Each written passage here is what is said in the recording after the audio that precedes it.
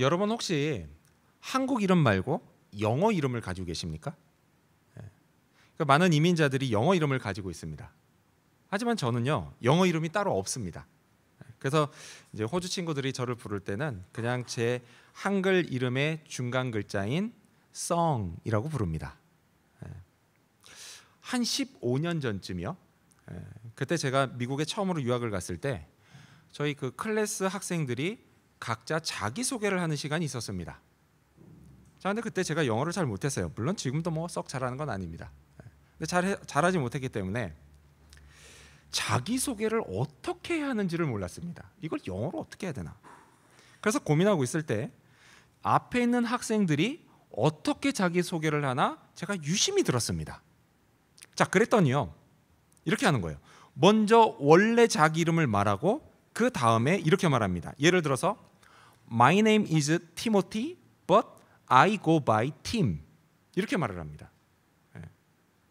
그게 뭐죠? 내 이름은 디모데야. 그런데 나는 그냥 팀이라고 불려. 이렇게 이야기를 한 겁니다. 아, 저거구나.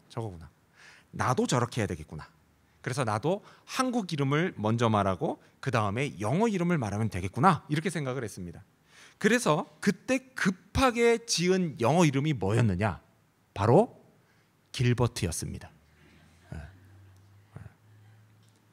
자, 그때 당시에요, 제 아내는 이미 미국 친구들로부터 뭐라고 이름을 불렸냐면 길이라고 불렸습니다. 길. 제 와이프 이름의 중간 이름이 길이에요. 길이라고 불렸어요. 그래서 저는 제 영어 이름을 아내 길의 좋은 친구, 이런 뜻으로 길 다음에 친구를 뜻하는 순수 한국말 but, 이걸 붙였던 겁니다. 그렇게 길버트가 탄생됐습니다. 자, 그날 저는요, 진짜 열심히 I go by 길버트, I go by 길버트를 열심히 반복해서 말했습니다. 하지만요, 아무도 제 영어 발음을 알아듣지 못하는 거예요. 길버트로도 했다가 길버스로도 했다가 여러 가지로 했지만 아무도 제 영어 발음을 알아듣지 못했고, 결국 그래서 할 수 없이 My name is Song 이라고만 말한 게 지금까지 이어져 내려오고 있습니다. 길버트. 참 좋은 뜻을 가진 이름인데 너무 아쉽습니다. 근데 이처럼요, 좋은 뜻을 가진 이름은 2000년 전 이스라엘에서 태어난 한 아기에게도 있었습니다. 그날 이 아기의 탄생은요, 기원전 700년경 이사야 선지자를 통해 하신 하나님의 예언이 성취되는 순간이었습니다. 자, 이 일 누구를 통해 일어나죠? 마리아를 통해 일어납니다. 그녀는요, 남자와 성관계를 한 적이 없었지만 임신을 하게 됩니다. 자, 성경은 이 임신이 성령 하나님의 기적으로 된 것이다 라고 증언합니다. 그리고 그렇게 임신 기간을 채우고 훗날 첫 번째 크리스마스로 기억될 그날에 한 남자 아기가 태어납니다. 자, 오늘 본문에는요, 이 아기의 이름이 두 가지로 나옵니다. 하나는 뭐예요? 예수입니다. 바로 우리가 구주로 믿는 그리스도 예수입니다. 그리고 또 다른 하나가 뭐냐? 그게 바로 임마누엘입니다. 자, 그렇다면 이 두 개의 이름은 과연 무슨 뜻을 가지고 있을까요? 그리고 또한 이날 아기의 탄생이 오늘 우리에게는 과연 어떤 의미가 있는 걸까요? 먼저 첫 번째로, 그 아기의 이름은 임마누엘입니다. 임마누엘. 자, 먼저 그 아기, 곧 예수님의 또 다른 이름이 뭐냐? 임마누엘입니다. 자, 우리 가져오신 성경을 같이 읽어볼까요? 우리 성경 마태복음 1장 23절 말씀을 함께 읽겠습니다. 마태복음 1장 23절입니다. 네. 읽습니다. 시작.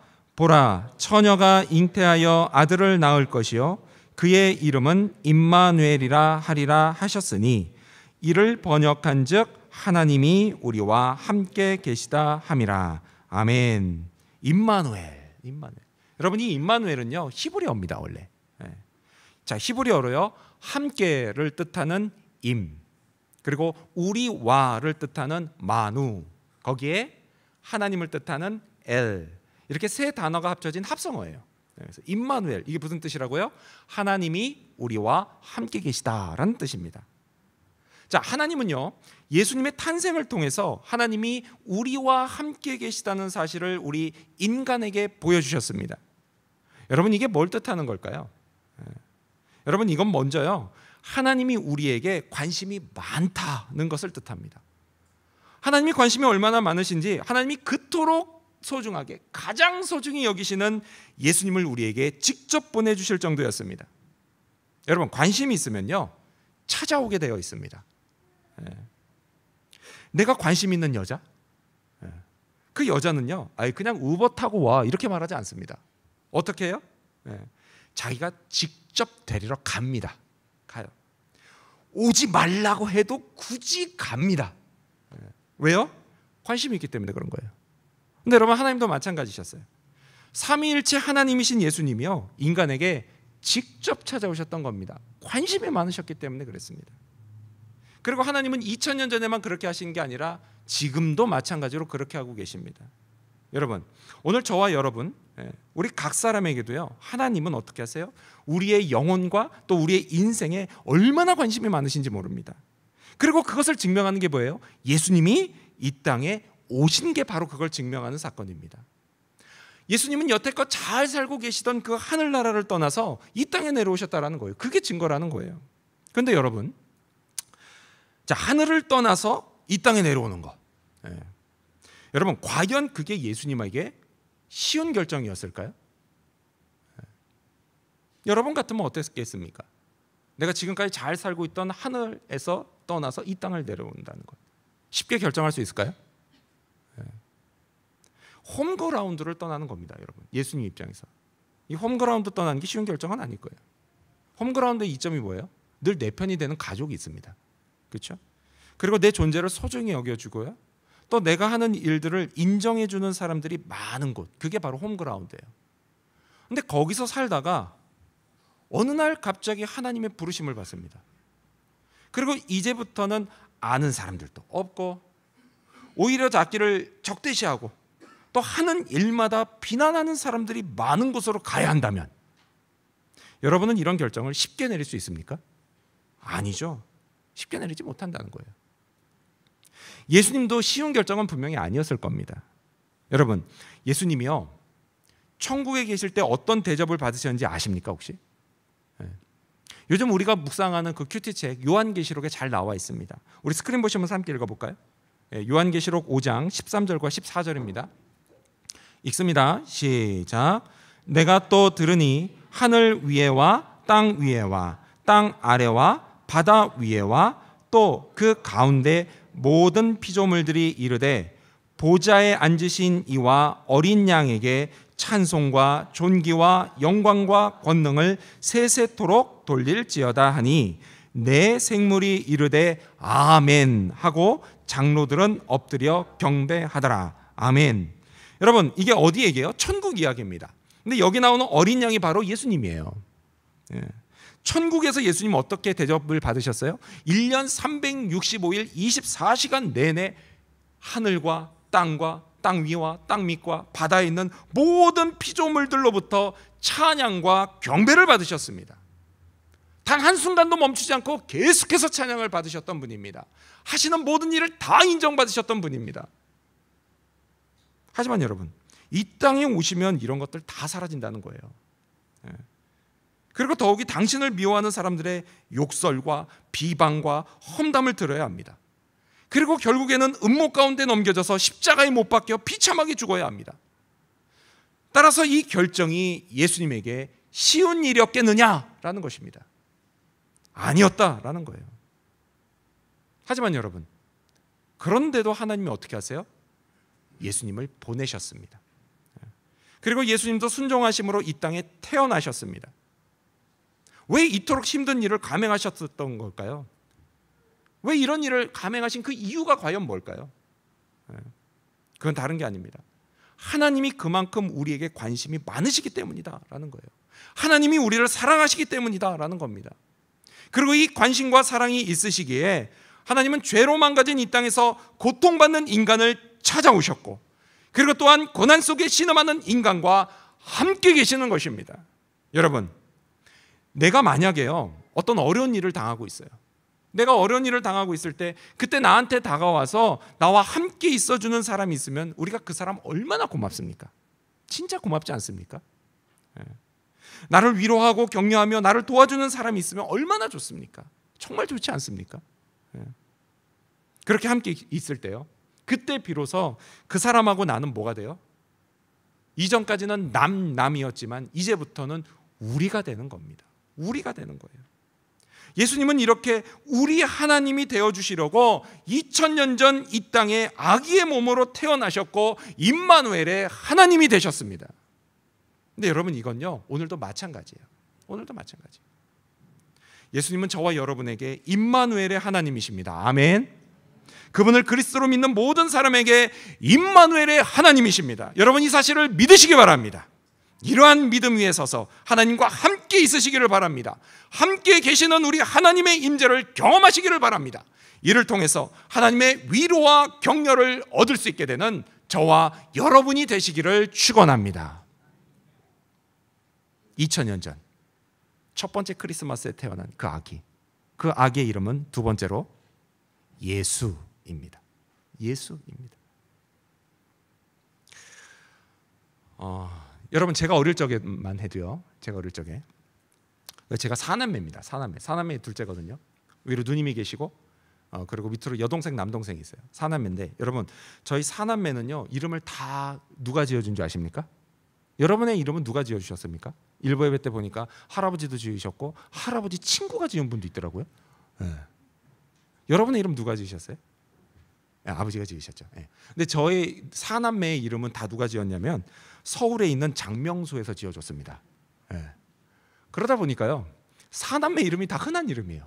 첫째 지원, 둘째 성훈, 셋째 정은, 넷째는 조금 덜 흔합니다. 준상. 이게 조금 덜 흔해요. 그래서 대체로 다 흔한 이름입니다. 자, 이 장명소에서요 이름을 지어줍니다. 그러면 우리 아버지가요 그 시골에 있는 우리 집에 전화를 거셨어요. 그리고 이렇게 말씀하십니다. 아기 이름은 아무개다. 그렇게 알려주셨어요. 자, 이런 식으로요 이름이 서울에서 내려왔습니다. 그런데 예수님의 이름도 마찬가지였어요. 하나님이 지어주신 이름이요 천사를 통해서 하늘에서 내려왔습니다. 자, 우리 성경으로 볼까요? 성경 마태복음 1장 21절 말씀 같이 읽겠습니다. 자, 마태복음 1장 21절입니다. 시작. 아들을 낳으리니 이름을 예수라 하라. 이는 그가 자기 백성을 그들의 죄에서 구원할 자이심이라 하니라. 아멘. 천사가 하나님이 지어준 이름을 알려줬어요. 뭐라고요? 그 이름은 예수였습니다. 예수.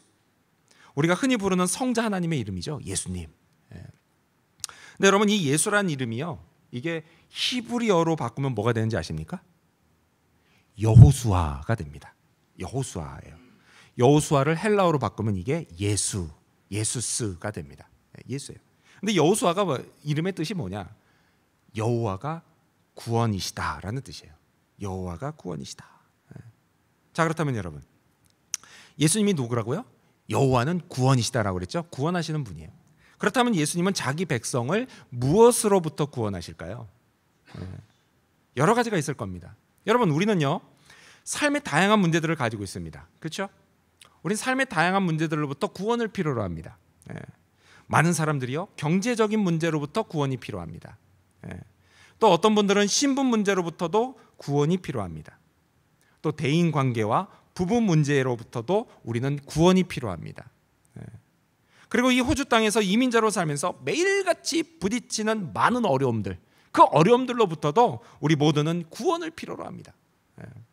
자, 그렇다면 예수님이요 과연 우리를 이런 문제들로부터 구원해 주실 수 있을까요?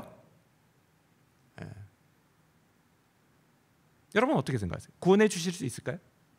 예, 당연히 구원해 주실 수 있습니다.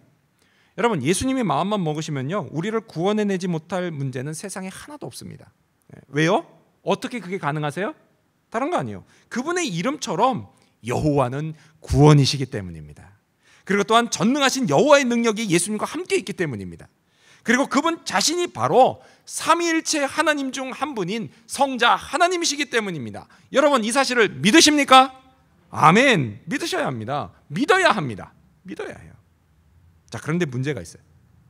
문제가 뭐냐? 문제는 바로 우리가 이같이요 문제들의 해결, 우리 일상에서 부딪히는 다양한 문제들의 이 해결에만 너무 집중한 나머지 우리는 종종 예수님을 생각할 때 예수님을 어떤 소위 어떤 경제적이고 또 신분적이고 관계적인 모든 문제들을 그것들로부터 우리를 구원해 주시는 소위 뭐예요? 슈퍼히어로처럼 예수님을 생각할 때가 있다라는 것입니다.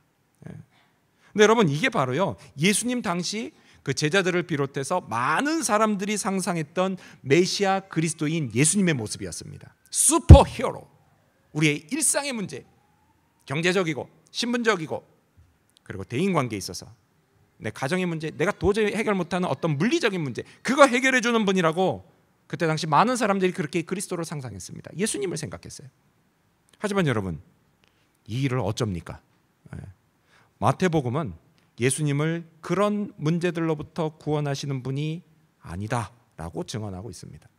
우리 한번 다시 읽어볼까요? 마태복음 1장 21절 다시 읽어보겠습니다. 여러분 성경 보시면서요. 마태복음 1장 21절입니다.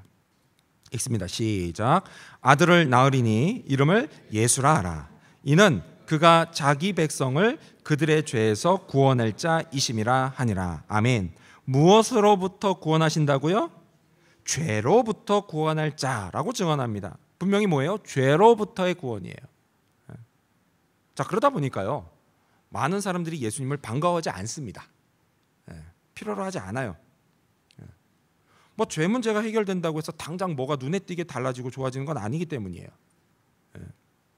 지금 내가 겪고 있는 어떤 돈 문제, 경제적인 문제, 그런 건 아니면 신분 문제, 뭐 어떤 대인 관계와 부부 문제, 이거 해결해 준다면 혹시 모를까?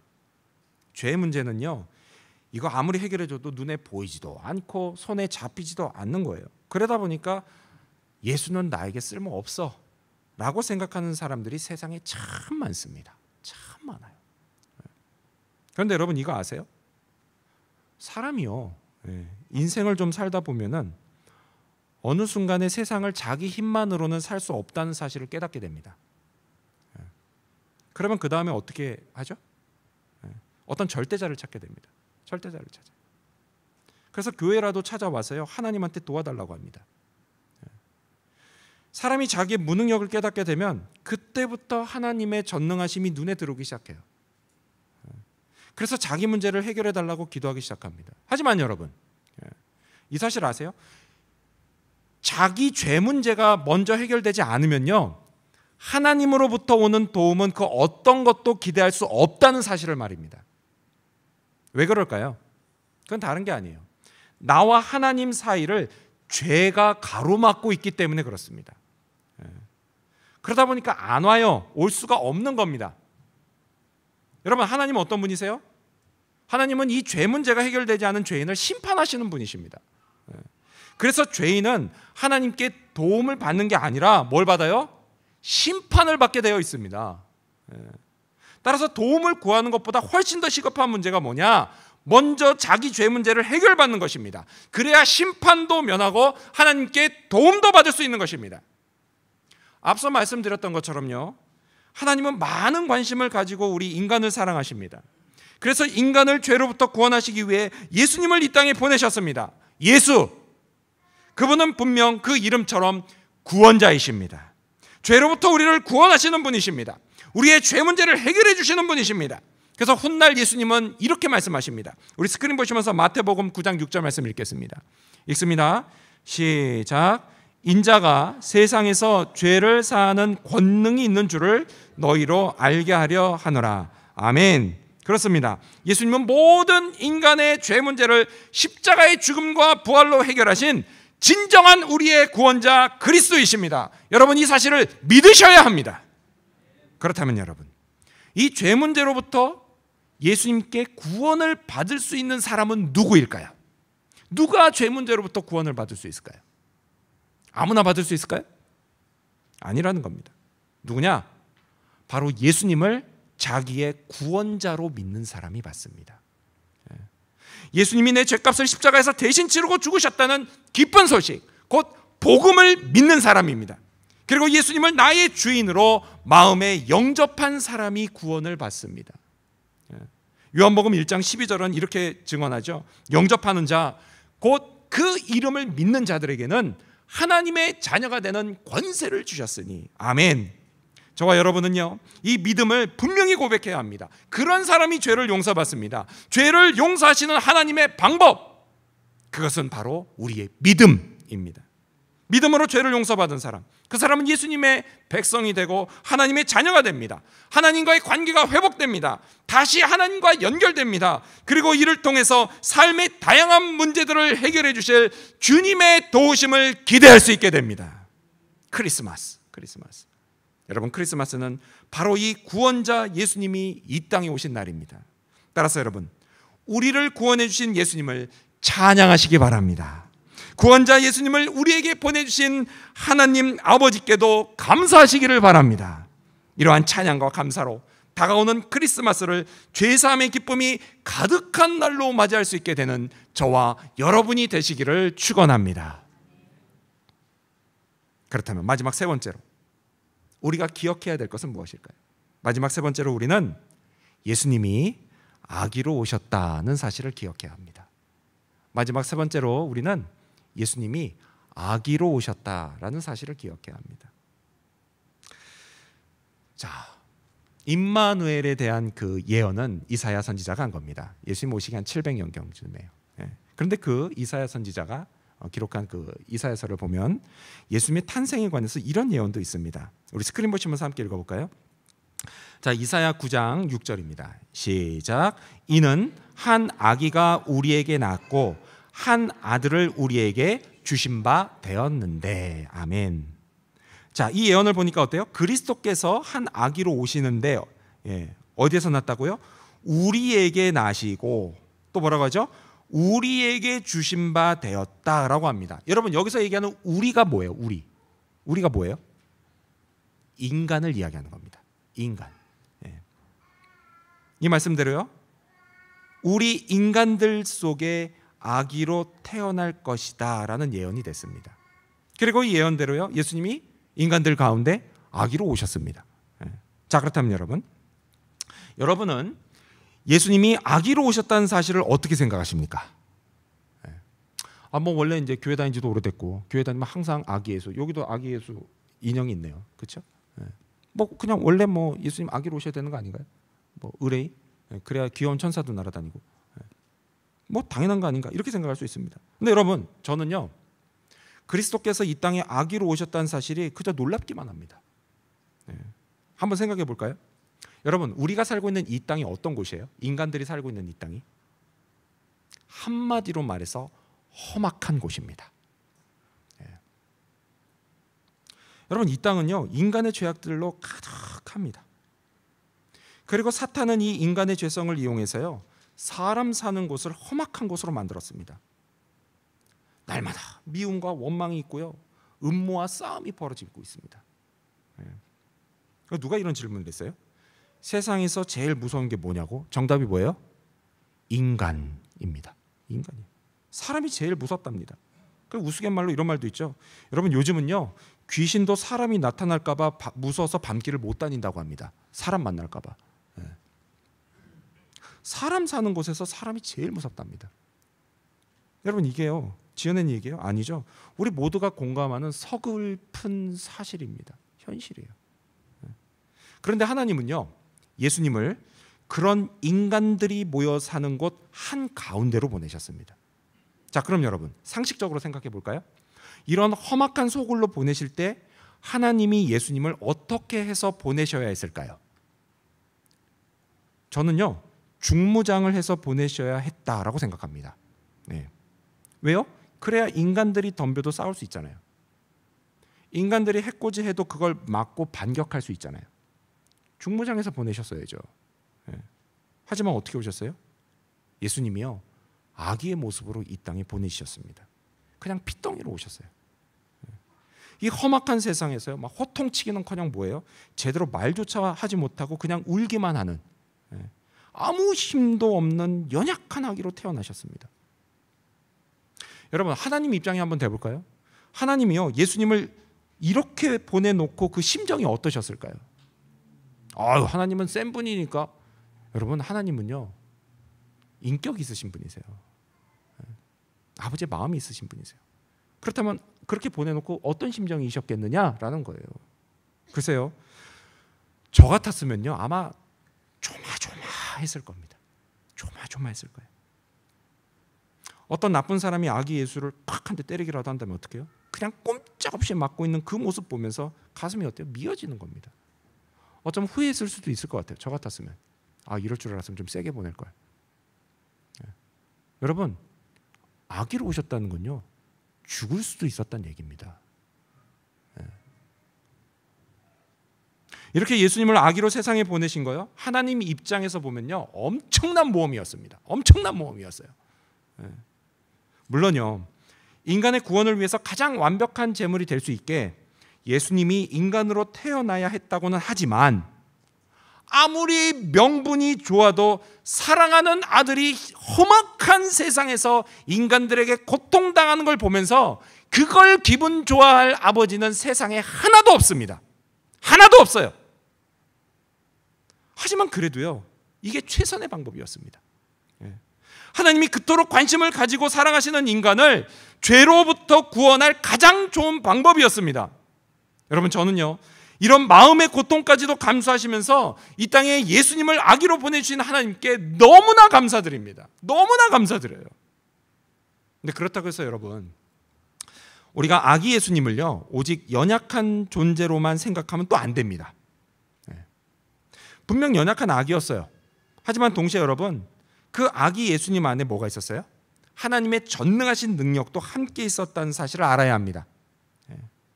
하나님이 예수님을 이 땅에 보내신 이유가 뭐였어요? 앞서 말씀드렸던 것처럼 죄 가운데 빠진 인간을 구원하기 위해서였습니다. 즉 무슨 얘기예요? 여러분, 예수님은요 이 땅의 인간을 구원하기 위해 온 하나님 나라의 구조대였다라는 거예요. 그렇다면 여러분, 하나님이 이 구조대를 보내시는데 아무 능력도 주지 않고 그냥 보내셨을까요? 전혀 그렇지 않습니다. 하나님의 능력과 함께 보내셨습니다. 한 20년도 더 된 얘기예요. 1995년, 저는 희한하게 그 뉴스가 기억이 나요. 1995년에요 그 동유럽의 보스니아에서 내전이 있었습니다. 근데 그 보스니아 내전 때 미국의 F-16 전투기가 작전을 하다가 미사일을 맞고서 적진 한가운데 추락하는 일이 벌어졌어요. 그리고 이때부터요 그 1년의 군비, 군사 예산, 군 예산이 한국 돈으로 1,000조 원이라고 해서 천조국이라고 불리는 미국, 그 미국 군대의 모든 능력이 이 전투기 조종사를 구조하는 데 집중이 됐습니다. 닷새 후에요 조종사의 위치가 파악이 됐어요. 파악이 되자마자, 그게 해 뜨기 1시간, 한두 시간 전이었거든요. 파악이 되자마자 어떻게 했어요? 미군이 구조대를 보냈습니다. 근데 미군이 구조대를 그냥 보냈을까요? 우리 흔히 이야기하는 일반 보병들 이렇게 몇 명 보냈을까요? 119, 911 뭐 이렇게 그 팀 보냈을까요? 그렇지 않았다는 거예요. 여러분, 최정의 해병특공대, 최정의 해병특공대로 조직된 이 구조대는요 최신의 전투기들의 어모 속에 최강의 헬리콥터를 타고 들어가서요 조종사를 단 몇 분 만에 무사히 구조해냅니다. 이 땅의 인간을 구원할 구조대, 그 구조대로 오신 예수님을 보낸 하나님도 마찬가지셨다라는 거예요. 비록 연약한 아기였습니다. 하지만 예수님에게는요 하나님 나라 천국의 능력이 집중되어 있었습니다. 하나님이 그 예수님에게 모든 능력을 집중하고 계셨습니다. 이사야 선지자는 이렇게 예언했습니다. 우리 다시 읽어볼까요? 스크린 보시면서 이사야 9장 6절입니다. 읽습니다. 시작. 이는 한 아기가 우리에게 낳고 한 아들을 우리에게 주신 바 되었는데 그의 어깨에는 정사를 메었고 그의 이름은 기묘자라 모사라 전능하신 하나님이라 영존하시는 아버지라 평강의 왕이라 할 것임이라. 아멘. 여러분, 그 아기의 어깨에 뭐가 있다고요? 정사를 메었답니다. 정사가 뭐예요? 권세입니다. 곧 하나님 나라의 권세가 그 아기의 어깨에 있었습니다. 그리고 또한 그는 기묘자라 모사라, 영어로 하면 한 단어예요. 원더풀 카운셀러, 탁월한 상담가, 우리 모든 인간의 인생길을 인도할 탁월한 상담가요, 또한 그 인생의 길에서 겪는 문제들을 극복할 수 있는 힘을 주는 전능하신 하나님이요, 또한 하나님이 주시는 진정한 평안을 누릴 수 있게 해주시는 평강의 왕의 능력이 이 아기와 함께 있었던 것입니다. 그리고 마침내 예수님은 십자가의 고난을 이겨내고 모든 인간이 구원받는 길을 열어놓으셨습니다. 세상 그 누구도 할 수 없는 가장 어려운 일을 해내셨습니다.